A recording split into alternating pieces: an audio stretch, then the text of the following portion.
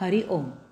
योगदास जय गणेश जोशी यांनी निरूपण केलेला ज्ञानेश्वर माऊलींचा हरिपाठ अभंग 13वा, ओवी क्रमांक 53. रिद्धी सिद्धी निधी अवघीच उपाधी, जव त्या परमानंदी मन नाही. रिद्धी सिद्धी निधी अवघीच उपाधी, जव त्या परमानंदी मन नाही. साधकाला साक्षात्कार होतो आणि त्याला योग प्राप्त होतो.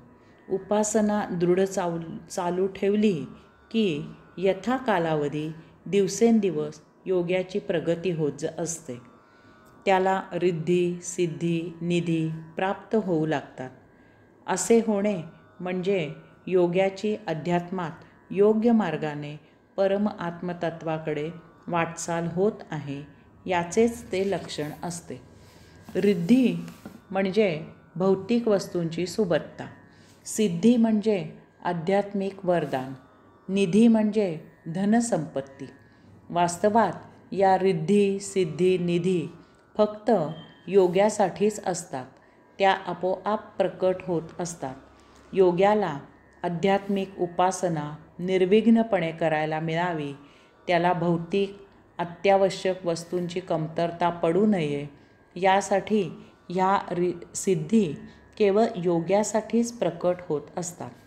योगी भौतिक विवंचनेत असेल, त्याला काही इच्छा झाली तर रिद्धी सिद्धी निधी त्याला काहीही कमी पडू देत नाहीत. त्यायोगे त्याची आध्यात्मिक उपासना विना अडथळा चालू राहते. अशा रिद्धी सिद्धी निधी प्राप्त झाल्याचे योग्याच्या लक्षात येते. त्याची कुणकुण समाजाला लागते. मग समाज योग्याच्या मागे लागतो. कारण उघड असते.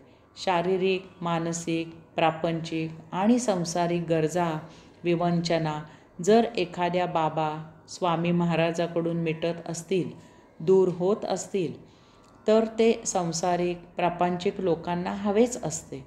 ते या बाबा स्वामी महाराजांकडे गर्दी करू लागतात. त्याच्या भजनी लागतात.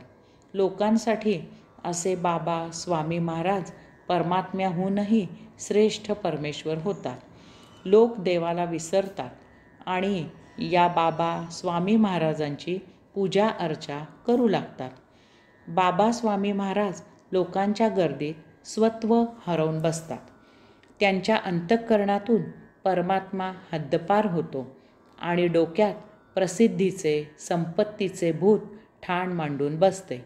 अशांना श्री ज्ञानेश्वर माऊली इशारा देत आहेत की अशा या रिद्धी सिद्धी निधीचा काय उपयोग.